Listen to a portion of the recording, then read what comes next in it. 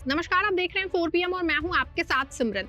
दोस्तों, बीएमसी चुनाव के बाद भी मुंबई के लोगों को प्रशासकों से मुक्ति जो है मिलती नहीं दिख रही है। जी हां दोस्तों, बिग ब्रेकिंग सामने आई है कि बीएमसी के मेयर चुनाव के तारीखों को फुटबॉल की तरह उछाला जा रहा है। जहां पहले 31 जनवरी को चुनाव होने के बाद सामने आ रही थी, तो दूसरी ओर अब फरवरी में चुनाव होना तय माना जा रहा है।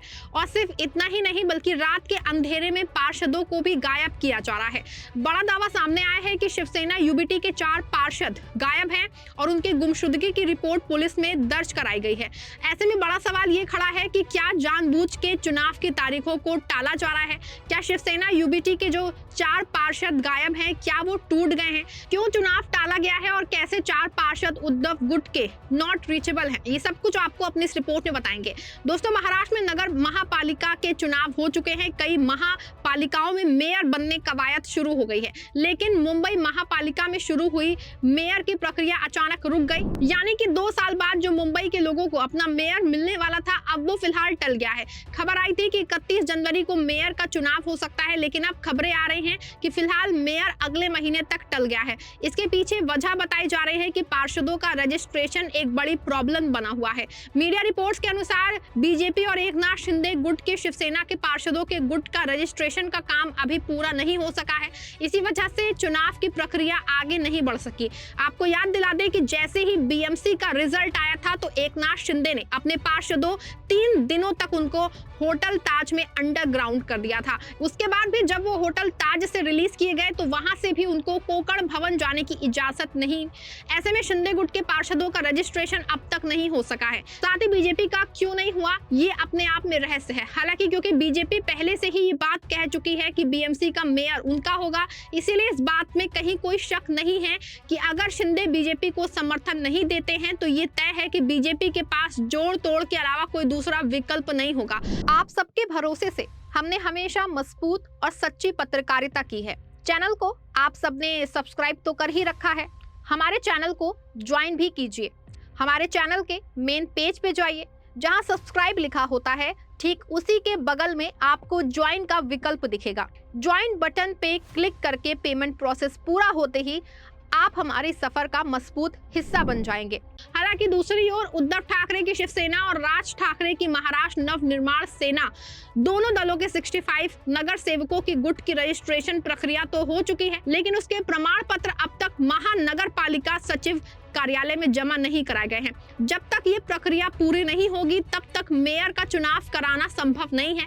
ऐसे में अब संभावना है कि मुंबई मेयर का चुनाव फरवरी महीने के पहले हफ्ते में कराया जाएगा।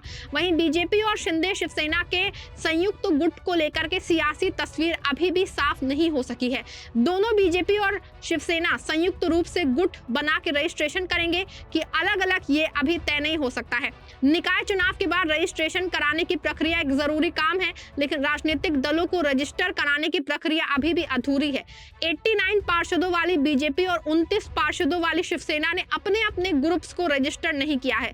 बीजेपी गणतंत्र दिवस के बाद 27 जनवरी को रजिस्ट्रेशन प्रक्रिया शुरू करेगी। खबर है कि सीएम देवेंद्र फडणवीस दावोस सम्मेलन से भाग लेके आ चुके हैं। देर रात वो मुंबई पहुंचे हैं। आज बीएमसी मेयर को लेकर कोई बड़ा फैसला आ सकता है। खबर है कि फडणवीस अपनी पार्टी के नेताओं के अलावा एकनाथ शिंदे के साथ बैठक कर मेयर के नाम का ऐलान हो सकता है। माना जा रहा है कि बीजेपी सबसे पहले कोर कमेटी की बैठक बुलाएगी। साथ ही पार्टी उप मुख्यमंत्री और शिवसेना प्रमुख एकनाथ शिंदे के साथ बातचीत शुरू करेगी। हालांकि सबके बीच अचानक शिवसेना यूबीटी के 4 पार्षदों के नॉट रीचेबल होने की बात सामने आई है और हालात इतने गंभीर हैं कि इसके लिए पुलिस से शिकायत तक दर्ज कराई गई है। लेकिन ये मामला बीएमसी का नहीं, बल्कि कल्याण डुम्बली का है। यहाँ सबसे पहले बड़ा गेम हो चुका है। बीजेपी यहाँ मेयर के पद से बाहर हो चुकी है, क्योंकि यहाँ की सीट पे एसटी कैंडिडेट का आरक्षण तय हुआ है और यहाँ बीजेपी के पास कोई भी एसटी कैंडिडेट नहीं है। ऐसे में बीजेपी और एकनाथ शिंदे गुट दोनों मिलके केडीएमसी में अपना मेयर बना सकते हैं, लेकिन एकनाथ शिंदे ने यहाँ पे बीजेपी के साथ जाने से गुरेज किया, बल्कि मनसे के 5 पार्षद तोड़ दिए। आपको बता दें कि पहले तो दावा किया जा रहा था कि खुद राज ठाकरे दोबारा एकनाथ शिंदे से मिल गए हैं, लेकिन जिस तरह से बाला साहेब ठाकरे के शताब्दी जन्म दिवस समारोह पे उद्धव ठाकरे और राज ठाकरे एक साथ दिखाई दिए, उससे ये बात पूरी तरह से साफ हो गई है कि राज ठाकरे का एकनाथ शिंदे से फिर कोई समझौता नहीं हुआ, बल्कि मनसे के पार्षदों ने ही पाला बदल दिया है। समारोह में खुद राज ठाकरे इससे दुखी दिखे थे। हालांकि अब शिवसेना यूबीटी के 4 पार्षदों के गायब होने की खबर ने हंगामा मचा रखा है। शिवसेना यूबीटी ने अपने 4 पार्षदों के लापता होने की शिकायत पुलिस में दर्ज कराई है। इन पे आरोप है कि वो एकनाथ शिंदे गुट की शिवसेना में शामिल होने की तैयारी कर रहे हैं। ये घटना ऐसे समय में हुई है जब शिंदे गुट की शिवसेना केडीएमसी में बहुमत के करीब पहुंच रही है। यहाँ कुल 122 सदस्य हैं। महाराष्ट्र नव निर्माण सेना मनसे के 5 पार्षदों के समर्थन से शिंदे गुट के पास अब 53 नगर सेवक हैं, जबकि उसका राज्य स्तर पे सहयोगी भाजपा के पास 50 है।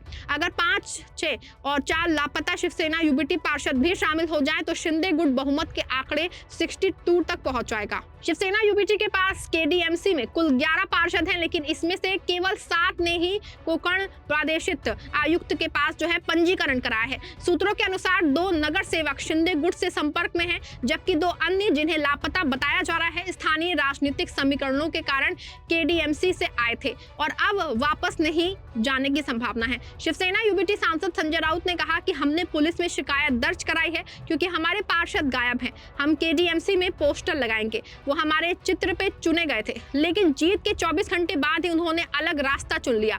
वो गद्दार हैं। ऐसे में पूरा मामला गंभीर बना हुआ है। मीडिया रिपोर्ट्स के अनुसार कोलसेवाड़ी पुलिस स्टेशन में स्थानीय शिवसेना नेता शरद पाटिल ने शिकायत दर्ज कराई। पार्टी नेताओं के अनुसार संपर्क से बाहर चल रहे पार्षदों में मधुर महात्रे, कीर्ति ढोड़े, राहुल कोट और स्वप्रित केने शामिल हैं। हालांकि थाने पुलिस के सीनियर अधिकारी ने कहा कि कोई गुमशुदगी का केस दर्ज नहीं किया गया है क्योंकि ये नगर सेवक अपनी मर्जी से कहीं गए हुए माने जा रहे हैं। इन घटनाक्रमों से दोनों खेमों सत्ताधारी महायुति और ठाकरे भाइयों के बीच में तनाव बढ़ गया है। शिवसेना यूबीटी ने मनसे पार्षदों के शिंदे गुट को समर्थन देने पर नाराजगी जताई है। सीनियर मनसे नेता ने कहा कि पार्टी नेतृत्व ने शिवसेना यूबीटी को सूचित किया था कि अगर मनसे ने शिंदे गुट का साथ नहीं दिया होता तो उसके पार्षद पार्टी में शामिल हो जाते। दोस्तों, वैसे तो पिछले दिनों में महाराष्ट्र ने 50 खोखे वाली सरकार देखी है।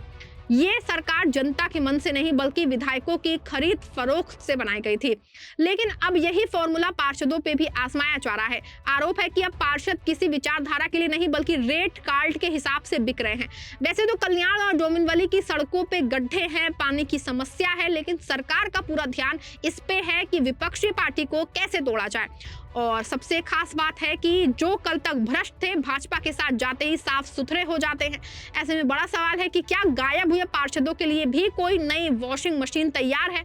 आपको क्या लगता है, क्या ये पार्षद अपनी मर्जी से गए हैं या उन पर दबाव बनाया गया है? क्या बीएमसी चुनाव में भी जोड़ तोड़ का खेल कल्याण डोंबिवली की तरह चलेगा या फिर शिंदे और बीजेपी आपसी समझौते से नया मेरा चुन लेंगे?